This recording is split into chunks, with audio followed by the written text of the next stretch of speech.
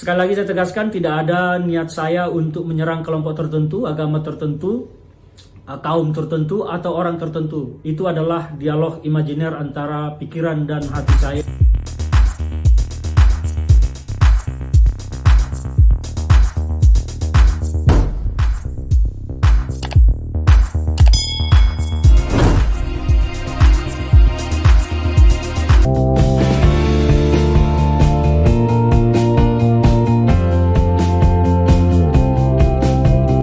Di bulan pertama tahun 2022 ini, tidak ada kasus yang begitu banyak menyedot perhatian media, baik media mainstream maupun media sosial, kecuali kasus dugaan ujaran kebencian yang berbau sara yang dilakukan oleh Ferdinand Huta Heian. Ferdinand sendiri mantan politikus Partai Demokrat yang sempat mendukung Jokowi dalam pemilihan gubernur DKI saat itu, lalu menyeberang dengan mendukung Capres Prabowo Subianto, kemudian berbalik mendukung Jokowi, adalah tokoh kontroversial yang cuitannya di media sosial Twitter sering mengundang kemarahan orang. Bahkan ia sempat dilaporkan sejumlah orang ke aparat kepolisian akibat cuitannya di Twitter dianggap melanggar hukum. Bulan Desember 2020, putri mantan Wapres Yusuf Kalla, yaitu Muswirah Kalla, melaporkan Ferdinand Huta Heian ke polisi karena dianggap menghina Yusuf Kalla. Bulan September 2021, mantan Menpora Roy Suryo melaporkan Ferdinand ke polisi karena dinilai melakukan fitnah dan pencemaran nama baik. Namun dari kedua pelaporan itu, Ferdinand Huta Heian terkesan tidak tersentuh hukum, dan dia pun tetap leluasa melabrak siapa saja yang dianggap berlawanan dengan pandangan politiknya dengan menggunakan kata-kata yang tidak jarang sedemikian menohok. Profesor Refli Harun misalnya, pakar hukum tata negara dari Universitas Indonesia, berkisah bahwa dirinya dibodoh-bodohkan oleh Ferdinand, namun ia mengaku tidak menanggapi ocehan Ferdinand. Secara psikologis, dengan lepasnya Ferdinand Huta Heian dari jerat hukum atas pelaporan Putri Yusuf Kalla dan Roy Suryo, tentu ia merasa di atas angin. Namun begitu kasus ujaran kebencian yang berbau sara yang diunggah di Twitter diprotes banyak orang, belakangan dia mengaku sakit dan telah menjadi mualaf sejak tahun 2017. Tidak hanya tokoh-tokoh Islam dalam Majelis Ulama Indonesia (MUI) yang menyesalkan cuitan Ferdinand, tokoh-tokoh Kristen dari PGI Persatuan Gereja-Gereja Indonesia juga menyesalkan tingkah Ferdinand yang dinilai intoleran. Adalah hari pertama Ketua DPPK NPI yang mula pertama melaporkan Ferdinand Huta Heian ke pihak kepolisian 5 Januari lalu. Selanjutnya, Gerakan Angkatan Muda Kristen Indonesia (GAMKI) yang dikomandani oleh Willem Wande juga melaporkan ke polisi cuitan Ferdinand yang dinilai mengancam persatuan dan kerukunan dalam berbangsa itu.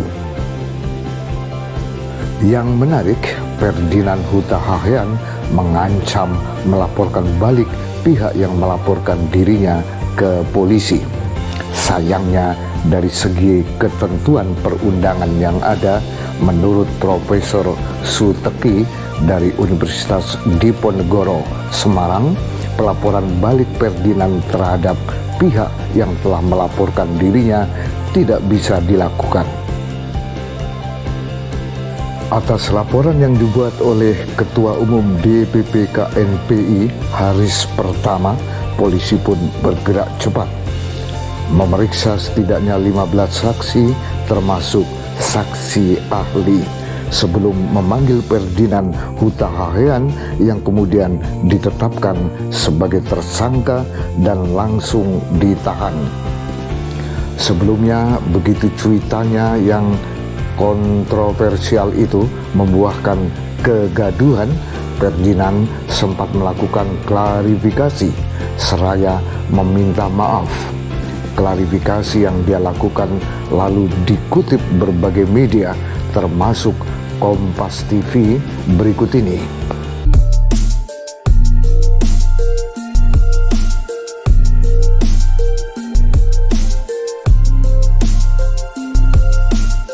Yang mau saya sampaikan kali ini adalah bahwa cuitan saya tersebut tidak sedang menyasar kelompok tertentu, kaum tertentu, orang tertentu, atau agama tertentu. Yang saya lakukan itu adalah dialog imajiner antara pikiran dan hati saya. Ketika saya down, tidak perlu saya harus bercerita di Twitter, di media sosial bahwa saya sedang down. Tetapi saya melakukan dialog imajiner dengan hati saya, antara pikiran dan hati saya. Pikiran saya menyatakan, "Hei Ferdinand, kau akan habis. Tidak ada yang bisa menjagamu, Allahmu lemah." Tetapi kemudian hati saya berkata, "Hei kau tidak. Allahku kuat.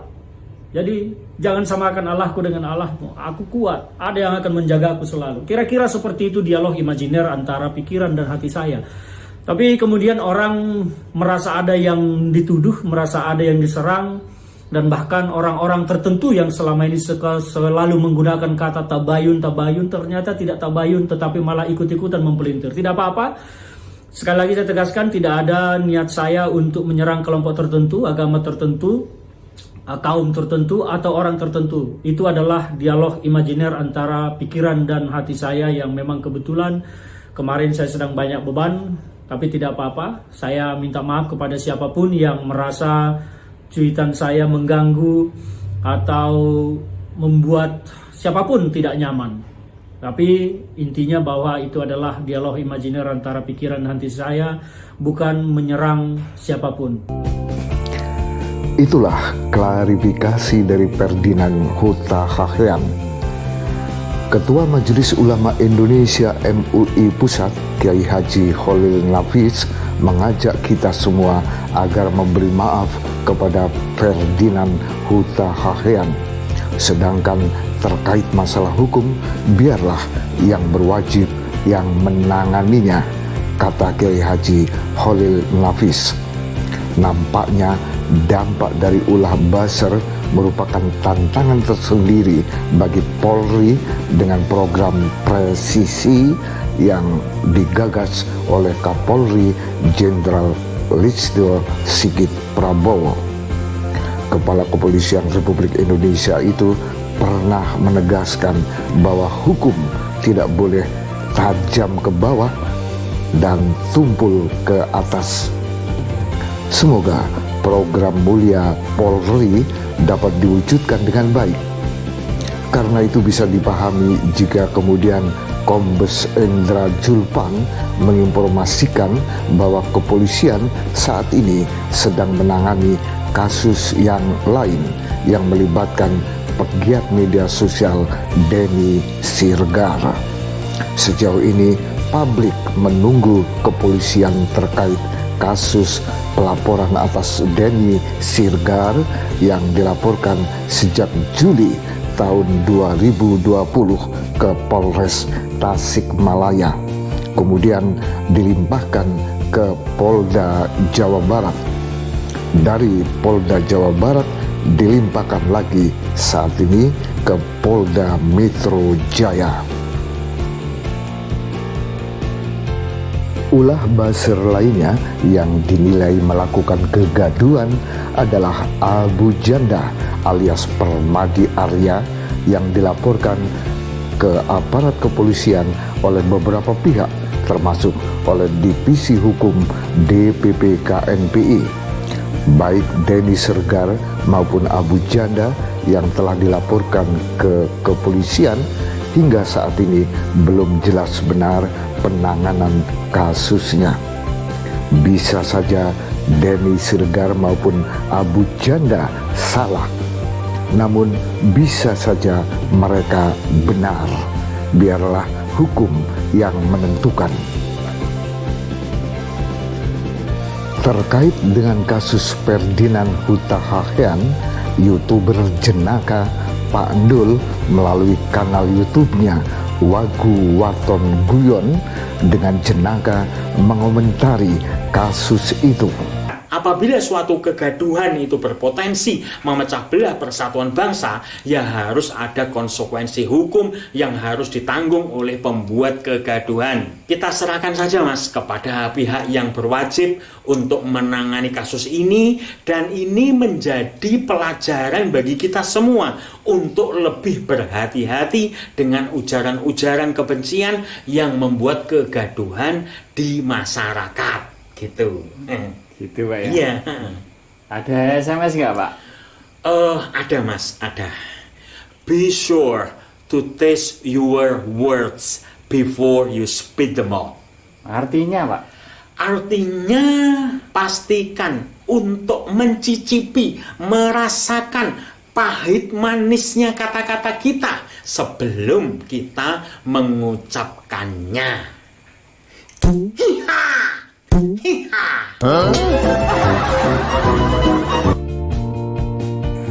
Benar kata Pak Ndul, kasus Ferdinand Huta Heian adalah pelajaran bagi kita semua. Ya, pelajaran berharga yang mudah-mudahan kita dapat memetik hikmahnya. Semoga tidak akan terjadi lagi kasus semacam itu yang bisa mengancam persatuan dan persaudaraan sesama anak bangsa di negeri tercinta ini.